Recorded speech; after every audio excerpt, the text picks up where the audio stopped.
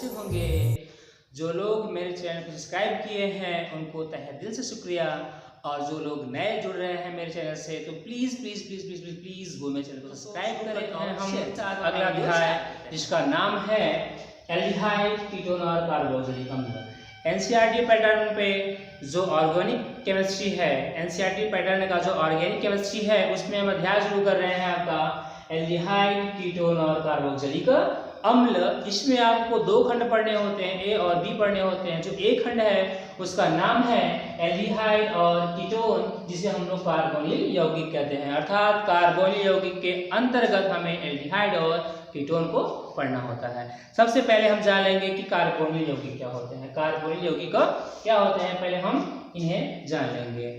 तो वे यौगिक जिनमें कार्बोनिल समूह होते हैं उन्हें हम कार्बोनिल यौगिक कहते हैं। एक बार फिर से देख लेंगे कि वे यौगिक जिनमें कार्बोनिल समूह होते हैं उन्हें हम कार्बोनिल यौगिक कहते हैं। कार्बोनिल समूह होते क्या है वो देखिएगा, यहाँ पर कार्बन डबल बॉन्ड ऑक्सीजन, ये रहा आपका कार्बोनिल समूह, ये आपका हो गया कार्बोनिल समूह।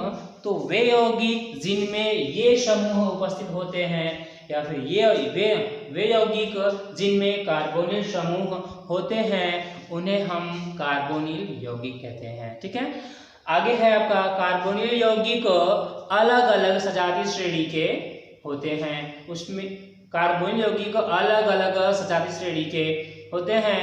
एक आपका होता है इसमें एल्डिहाइड होता है और एक कीटोन होता है। मतलब ये कि कार्बोनिल यौगिक दो होते हैं जो अलग अलग सजातीय श्रेणी के होते हैं। एक होता है एल्डिहाइड और दूसरा होता है कीटोन। तो पहले हम एल्डिहाइड के बारे में पढ़ेंगे, एल्डिहाइड क्या होते हैं, फिर उसके बाद आपको कीटोन के बारे में बताया जाएगा। जैसा कि मैंने कहा था आपको कि कार्बोनिल जो यौगिक है वो उसमें दो होंगे, तो आपको उसमें बताया गया था एल्डिहाइड और कीटोन के बारे में। तो पहले हम आपको बताएंगे एल्डिहाइड के बारे में। ये आपका एल्डिहाइड है, तो एल्डिहाइड के बारे में आपको उसमें बताया जाएगा। तो कह रहा है कि जब कार्बोनिल समूह, जब कार्बोनिल यौगिक है जब कार्बोनिल यौगिक में एक कार्बोनिल समूह, जब कार्बोनिल यौगिक में, ये क्या है कार्बोनिल यौगिक है, तो जब कार्बोनिल यौगिक में, जब कार्बोनिल यौगिक में एक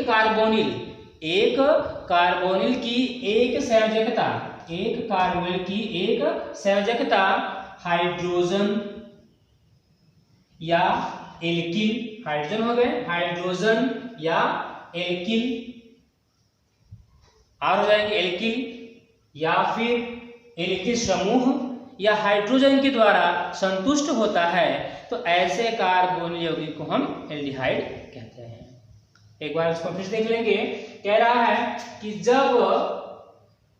जब कार्बोनिल यौगिक में, जब कार्बोनिल यौगिक में एक कार्बोनिल यौगिक, जब कार्बोनिल यौगिक में एक कार्बोनिल यौगिक की एक संयोजकता हाइड्रोजन के द्वारा, हाइड्रोजन के द्वारा या एल्किल के द्वारा, ठीक है, या फिर एल्किल समूह के द्वारा या हाइड्रोजन के द्वारा, या हाइड्रोजन के द्वारा संतुष्ट होता है, तो ऐसे कार्बोनिल यौगिक को हम क्या कहेंगे, एल्डिहाइड कहते हैं। आप इनके अनुसार इनको उनका बोल सकते हैं। आप फिर से देख लीजिएगा, हम बता दे रहे हैं कि जब कार्बोनिल यौगिक में, जब कार्बोनिल यौगिक में एक कार्बोनिल यौगिक की एक संयोजकता हाइड्रोजन के द्वारा या एल्किल के द्वारा या एल्किल समूह के द्वारा या हाइड्रोजन के द्वारा संतुष्ट होता है, तो संतुष्ट होता है, तो ऐसे कार्बोनिल यौगिक को एल्डिहाइड कहते हैं। ठीक है, ये आप इनको चलिए हम इसको देख लेते हैं। ये है आपका हाइड्रोजन, हाइड्रोजन, ये बॉन्ड हो जाएंगे, ये आपका कार्बन और डबल बॉन्ड, ये ऑक्सीजन, ये आपका क्या हो जाएगा, एल्डिहाइड हो जाएगा। तो इसमें आप देखेंगे इनकी जो संयोजकता है वो हाइड्रोजन के द्वारा संतुष्ट हुई है। आगे हम देख लेंगे, ये है आपका हाइड्रोजन, ये आपका bond carbon, double bond oxygen, और ये रहा आपका एल्किल समूह। तो आपका ये एल्किल समूह के द्वारा ये संतुष्ट हुआ है। तो इन्हें हम क्या बोलेंगे, एलिफैटिक एल्डिहाइड। क्या हो जाएंगे ये, एलिफैटिक एल्डिहाइड हो जाएंगे ये। और एक एरोमेटिक एल्डिहाइड होता है, वहां क्या हो जाएगा आपका, देखिए ये आप हो जाएंगे कार्बन ये कार्बन हो जाएगा डबल बॉन्ड ऑक्सीजन, फिर यहाँ पर हम कर देंगे हाइड्रोजन, यहाँ कर लेंगे ए और आर, जिसे हम बोलते हैं एरिल बोलते हैं। तो ये ए आर है, तो ये हो जाएगा आपका हो जाएगा एरिल, तो इसे हम बोलेंगे एरोमेटिक एल्डिहाइड। या आपका एरोमेटिक एल्डिहाइड है, और ये दोनों क्या है, ये दोनों का एलिफैटिक एल्डिहाइड है, लिखते हैं आपको एलिफैटिक, ये आपके हो जाएंगे एलिफैटिक एल्डिहाइड हो जाएगा, और ये आपका हो जाएगा एरोमेटिक एल्डिहाइड।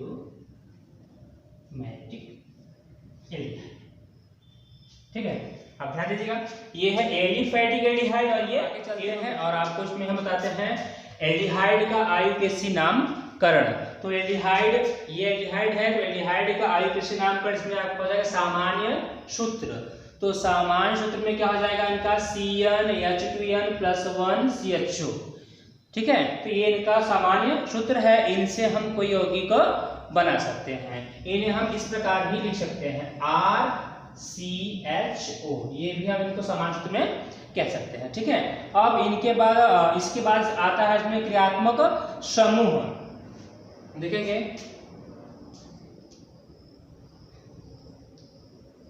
क्रियात्मक समूह क्या हो जाएगा इनका, बॉन्ड CHO, बॉन्ड CHO जो है क्या है इनका क्रियात्मक समूह है।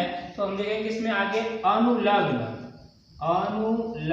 अनुलग्न का मतलब होता है पीछे जुड़ना, तो अनुलग्न क्या जोड़ते हैं, अल जोड़ते हैं, अल, ये होता है अल, इनके नाम के लास्ट में लेंगे अल जोड़ देते हैं। और इसके बाद में आता है आपका वो अंकन करना, तो यौगिकों का हम अंकन कहाँ से करेंगे। ठीक है, तो ये आपका जाएगा अंकन,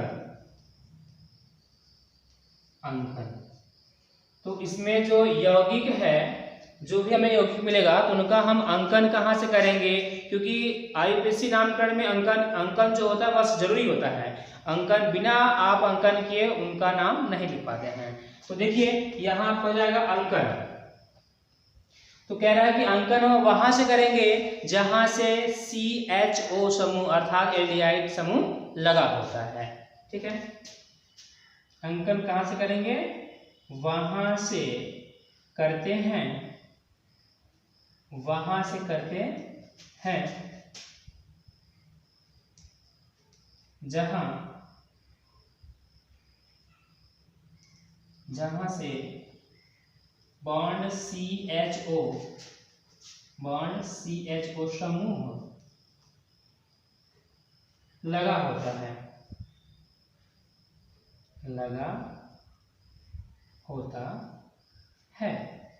और बॉन्ड CHO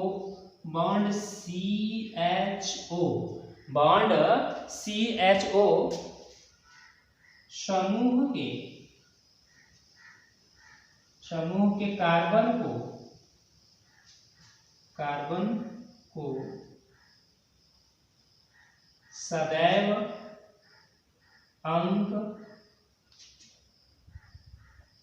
1 देते हैं, सदैव अंक 1 देते हैं। ये हो गया। आगे इसमें आपका आ जाएगा आईयूपीएसी नाम, तो ये है आपका आईयूपीएसी नाम। इसमें हम क्या करेंगे, एल्केन, ये आपका क्या है एल्केन। तो एल्केन के नाम में से हम ई को रिप्लेस कर देते हैं, ई को हटा करके जोड़ते हैं अल, तो आपका हो जाता है एल्केनल, ये उनका हो जाएगा आईयूपीएसी नाम हो जाएगा। आप इस नियम को ध्यान से देखिए और नियम को पढ़िएगा, क्योंकि जब तक आप नियम नहीं पढ़ेंगे आपको नहीं आएगा। तो इसमें क्या होता है कि सबसे पहले तो हम क्या करेंगे कि देखेंगे कि यौगिक में कौन सा क्रियात्मक समूह लगा हुआ है। अगर यौगिक में CHO लगा हुआ है तो हम समझ जाएंगे कि वो एल्डिहाइड ही है। अब उसके लिए हम क्या करेंगे, अंकन करेंगे। तो अंकन कहाँ से करते हैं, अंकन वहां से करते हैं जहां से CHO समूह लगा होता है और CHO समूह के कार्बन को सदैव अंक 1 देते हैं। और ध्यान देंगे कि हमें सबसे लंबी श्रृंखला चुनना है, सबसे लंबी श्रृंखला चुनना होता है। और जब ऐसा हो जाएगा तो फिर जब हम IUPAC नाम बनाते हैं तो IUPAC जब हम नाम बनाएंगे तो उसमें हम अनुलग्न जोड़ते हैं। जो एल्केन होता है तो एल्केन में हम अनुलग्न अल जोड़ते हैं, एल्केन में अनुलग्न अल जोड़ते हैं। मतलब अगर क्रियात्मक समूह CHO है तो इसके लिए हमें अनुलग्न अल ही जोड़ना होता है। तो यहाँ पे है IUPAC नाम में एल्केन है, एल्केन के नाम से हम E को रिप्लेस करके अल जोड़ते हैं तो एल्केनल बन जाता है। ठीक है, अब इनके बाद जो भी हम आपको एग्जाम्पल देंगे वो आपको एग्जाम्पल इसमें से करने हैं। और करने के बाद जैसा ये आपको सूत्र नियम बताया गया है उस नियम के अनुसार आप कर लेंगे। तो आपको हम एग्जाम्पल देते हैं, आप इनको अच्छे तरीके से नोट कर लीजिएगा और समझ लीजिएगा। चलिए अब हम चलते हैं एग्जाम्पल की ओर। यहाँ हम आपको दे रहे हैं CH3 bond CH2 bond CH2 bond CHO। चलिए इनका आपको नाम बताना है। तो सबसे पहले आपको यौगिक मिल गया है, इसमें हम देख लेंगे कि क्रियात्मक समूह क्या है। तो हम देख रहे हैं CHO यहाँ पे लगा हुआ है, इसका मतलब कि ये जो यौगिक है वो एल्डिहाइड का है। ठीक है, अब हम अंकन करेंगे। अंकन वहां से करते हैं जहां से CHO लगा होता है, जहां से एल्डिहाइड समूह जुड़े होंगे अंकन वहीं से करेंगे। और इस बात का ध्यान देंगे कि CHO समूह में जो आपका कार्बन है उसे हमेशा अंक 1 देना होता है। चलिए यहाँ करेंगे 1 2 3 और 4 कार्बन हो गए, 1 2 3 4 कार्बन हो गए। तो चौथे कार्बन का नाम क्या है? जो जनक कार्बन होते हैं उनका नाम क्या है? ब्यूटेन। क्या होता है? ब्यूट होता है। क्या होता है? ब्यूट। तो यहाँ आपको हो जाएंगे, इसमें सब सिंगल बॉन्ड है तो ब्यूटेन हो जाएंगे यहाँ पे। और आपका ये CH समूह लगा हुआ है तो ब्यूटेन है, वहां एल्केन था, यहाँ ब्यूटेन है, वहां हम एल्केन के नाम से E को निकालते थे, अल जोड़ते थे। यहाँ पे ब्यूटेन है तो ब्यूटेन के नाम से हम E को उठा करके अल जोड़ेंगे तो ब्यूटेनल हो जाएगा। यहाँ पर जाएगा ब्यूटेनल, ब्यूटेनल। इस प्रकार इसका नाम हो जाएगा। जैसे इसका एक सूत्र था वो वाला, अब देखेंगे CnH2n+1 CHO। हम इनसे यौगिक को बना करके करेंगे। ठीक है, तो ये आपको समझाने के लिए है। देख लीजिएगा n, अगर हम n का मान 3 रखते हैं, n का मान 3 या 4, चलिए 4 रखते हैं। ठीक है, n बराबर 4 है तो n बराबर हम 4 कर दे रहे हैं। तो यहाँ पे C क्या हो जाएंगे? C आपका 4 हो जाएगा और फिर H 2 गुणे यहाँ पे 4 कर लेंगे और उसके बाद फिर +1 है, फिर CHO है। अब हम इनसे यौगिक को बनाएंगे। यहाँ क्या है? C4 और फिर H 2, 4 2 है यहाँ पे, 8 1 9 हो जाएगा और फिर CHO हो जाएगा। चलिए 4 कार्बन और 9 हाइड्रोजन हम ध्यान देंगे तो हमें 4 कार्बन लिखना होगा, 1 2 3 और 4। ये हो गया। हमारे पास कितने हाइड्रोजन हैं? 9 है। तो हम 3 यहाँ लगा दे रहे हैं, 3, फिर यहाँ कर ले रहे हैं 2 बॉन्ड 2, फिर यहाँ कर ले रहे हैं बॉन्ड। इस तरीके से देखिए 2 2 2 6 6 दिन 9 हो गए। आपका तो CHO बॉन्ड CHO ये हो गया। तो अब हमें इनका नाम बनाना है, अब हमें इनका नाम बनाना है। तो आप सीख गए होंगे कि हमें सामान्य सूत्र से यौगिक हम कैसे बनाएंगे। तो हम सामान्य सूत्र से यौगिक को हम इस प्रकार बना लेंगे। अब हम इनका अंकन करेंगे तो 1 कार्बन 2 कार्बन 3 कार्बन 4 और 5 कार्बन, 5 कार्बन हो गए। तो 5वें कार्बन हम क्या होता है? पेंटो होता है, सिंगल बॉन्ड है तो पेंटेन हो जाएंगे। और यहाँ पर क्रियात्मक समूह CHO लगा हुआ है तो इसका मतलब ये होता है इसमें हम अल जोड़ेंगे तो इसका नाम हो जाएगा पेंटेनल हो जाएगा। तो इसका नाम हो जाएगा पेंटेनल। इस प्रकार हम इनको कर लेंगे। तो और भी इनके एग्जांपल्स हम दे रहे हैं।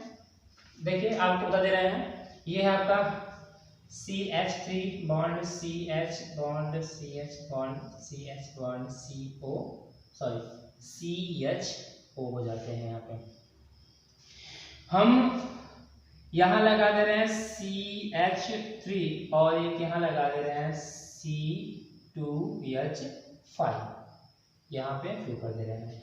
अब हमें क्या करना है, सबसे लंबी श्रृंखला में देखनी है। तो सबसे पहले देखेंगे हमारे पास कार्बन कितने हैं। तो 1 2 3 4 5 कार्बन है, फिर 1 2 3 4 5 ही कार्बन है, और यहाँ 2 यहाँ पे है, 2 3 4 5 कार्बन है। चलिए हम अंकन यहाँ से नहीं कर सकते हैं, हम अंकन इधर ही जाएंगे। ठीक है, तो हम देखेंगे सबसे पहले हमारे पास 5 कार्बन हो गया है जो पेंट होता है, और सिंगल बॉन्ड है तो पेंटेन हो जाएंगे। आगे हम देखेंगे कि हमें अंकन कहाँ से करना है। तो हम अंकन वहां से करते हैं जहां से क्रियात्मक समूह लगा हुआ है। केवल एल्डिहाइड के लिए अगर कर रहे हैं तो एल्डिहाइड जहां से लगा होगा, मतलब बॉन्ड CHO अर्थात CHO जहां से लगे होंगे अंकन वहीं से करेंगे, और CHO के कार्बन को अंक 1 देंगे। यहाँ पर हम करेंगे 1, यहाँ अंक हो जाएगा 2, फिर ये 3 4 और ये 5 हो जाएंगे। 1 2 3 4 5 हमारे पास 5 कार्बन हो गए हैं। अब हमें देखना है क्या इसमें कि हम जो अंकन करने में छूट गए हैं, अंकन या फिर काउंट करते समय जो छूट गए हैं उसे हम पार्श्व श्रृंखला कहते हैं। उसमें क्या कहेंगे, पार्श्व श्रृंखला कहेंगे। तो देखिए यहाँ पे पार्श्व श्रृंखला है कहाँ पे, तीसरे कार्बन से। ध्यान दीजिए, तीसरे कार्बन से ये छूट गया है और चौथे कार्बन से ये छूट गया है। तीसरे से ये छूट गया है, चौथे से ये छूट गया है। आपको इनका नाम बताना है। तो इसका नाम क्या है, एथिल। 2 कार्बन है तो एथिल, 1 कार्बन है तो मेथिल हो जाएगा। तो इसमें सबसे पहले हम नाम किसका लिखेंगे, अल्फाबेट के अनुसार पार्श्व श्रृंखला में सबसे पहले हम एथिल का लिखेंगे, बाद में मेथिल का लिखेंगे। चलिए यहाँ पे क्या है, ये कौन से कार्बन से है, नंबर 3 से है, तो 3 एथिल कर लेंगे। इसका नाम आएगा 3 एथिल। उसके बाद चौथे कार्बन से मेथिल है, यहां कर लेंगे 4 मेथिल।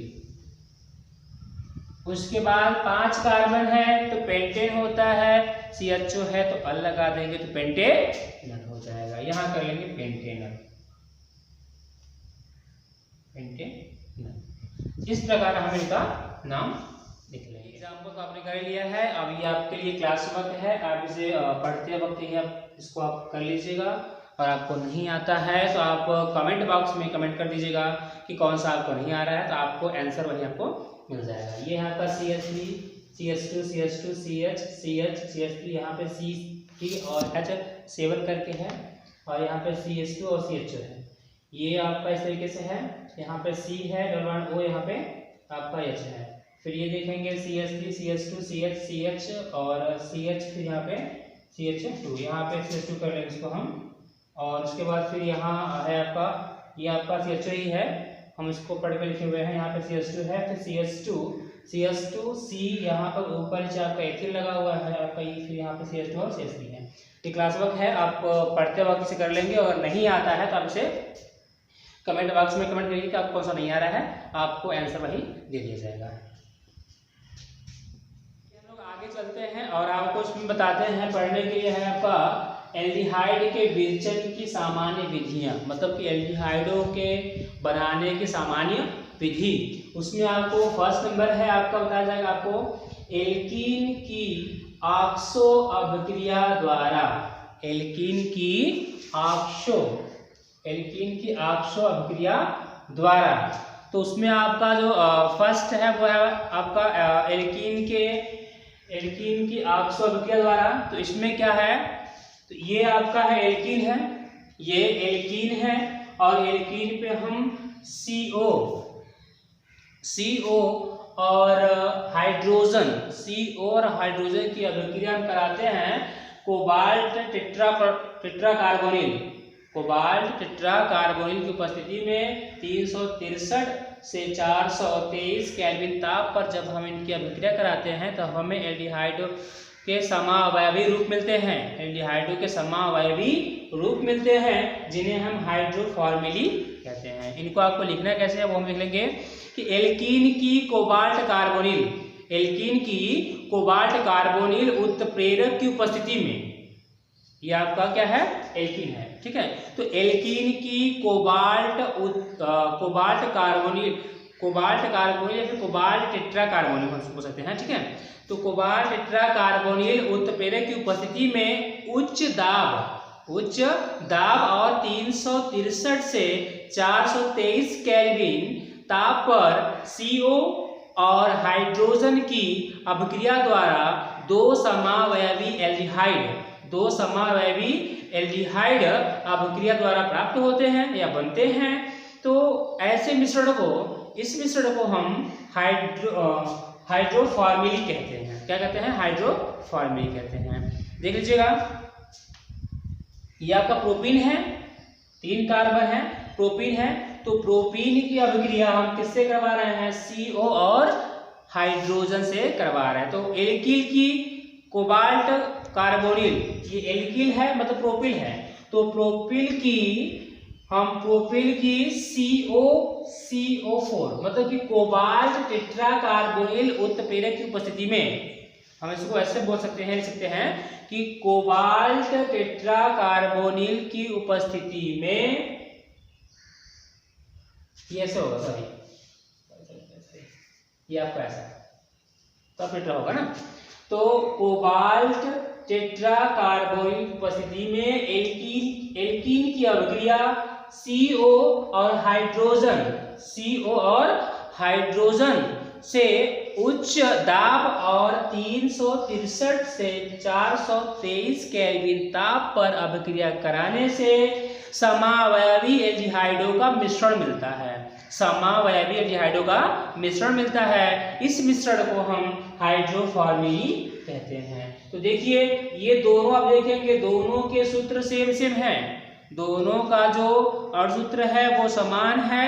तो केवल इनमें जो इनकी संरचना है वो अलग हो जाती है। हम इसका नाम पढ़ेंगे 1 2 3 4 कार्बन, तो ब्यूटेनल पढ़ेंगे।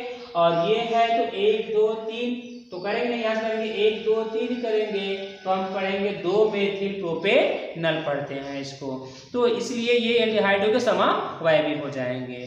तो शायद आपको समझ में आ गया होगा कि एल्कीन की ऑक्सो अभिक्रिया द्वारा, मतलब कि एल्कीन की ऑक्सो अभिक्रिया द्वारा एल्डिहाइड बनाया जाता है। आप एक बार इसको फिर से देख लीजिएगा।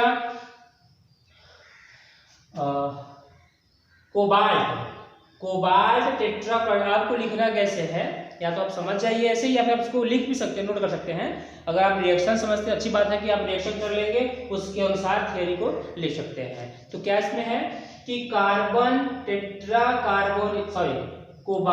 टेट्रा कार्बोनिल उत्प्रेरक की उपस्थिति में एल्कीन की अभिक्रिया उच्च दाब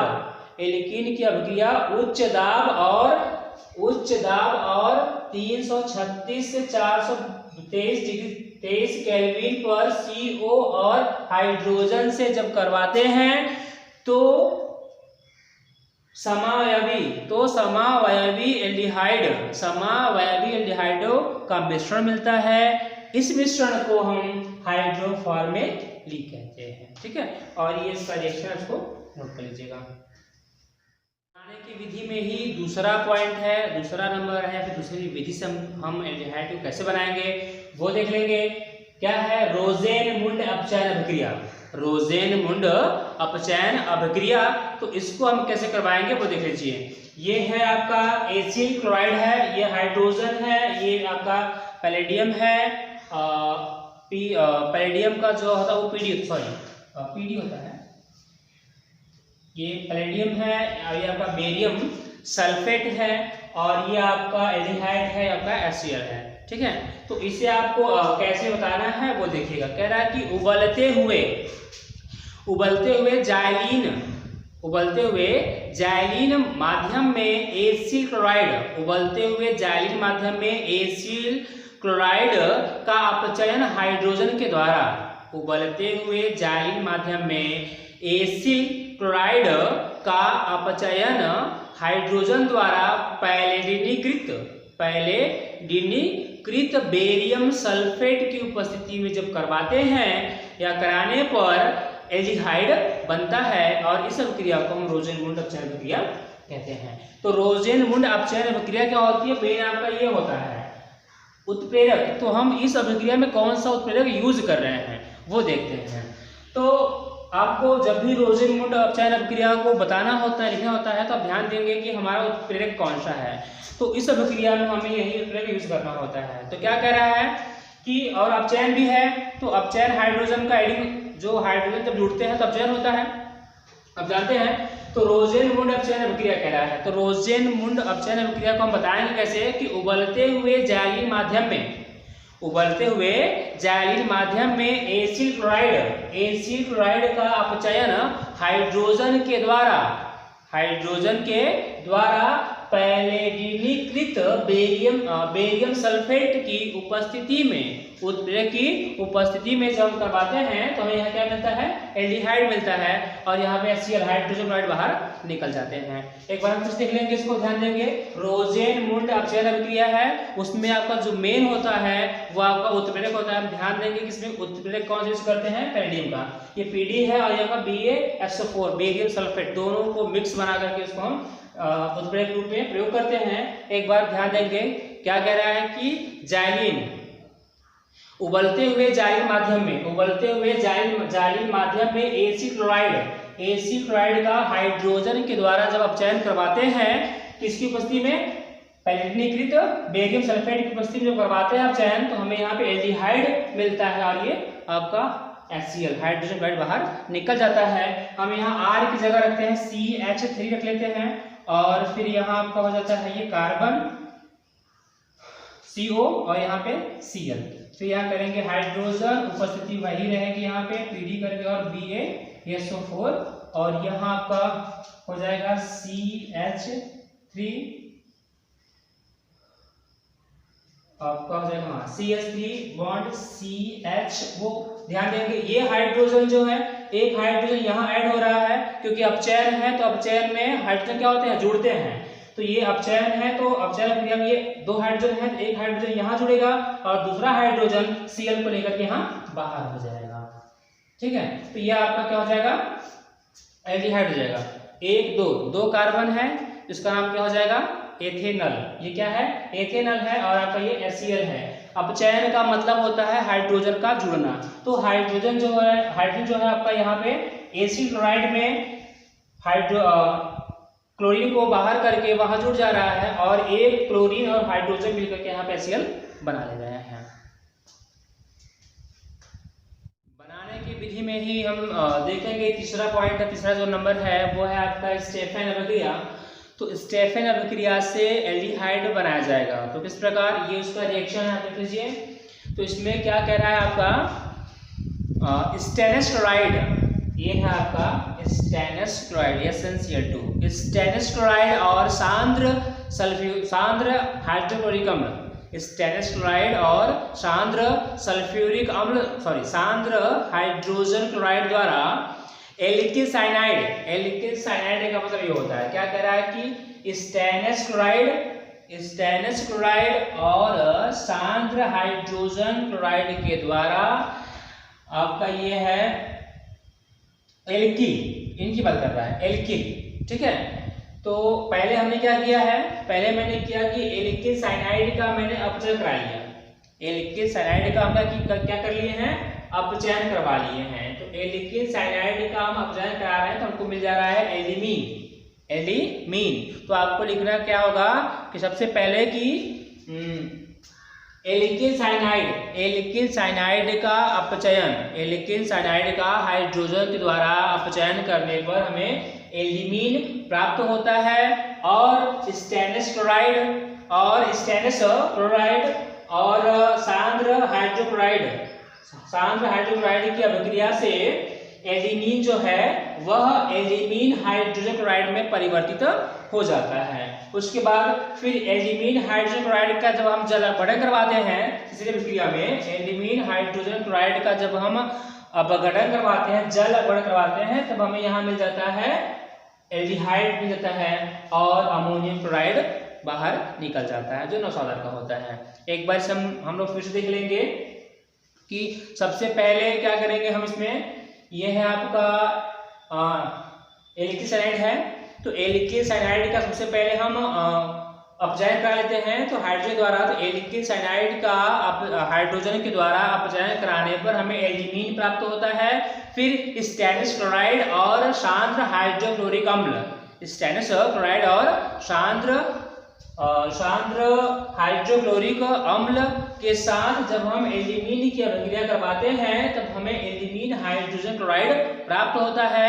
एल्जीमीन हाइड्रोजन क्लोराइड का जल अपघटन करवाते हैं तो जल अपघटन के बाद हमें RCHO एल्डिहाइड प्राप्त होता है और NH4Cl निकल जाता है। एक बात और कि इस अभिक्रिया से, मतलब कि स्टेफेन अभिक्रिया से हम मेथेनॉल नहीं बना सकते हैं। यहाँ पे हम एथेनॉल, प्रोपेनॉल चलेगा, लेकिन मेथेनॉल HCHO नहीं बना सकते हैं।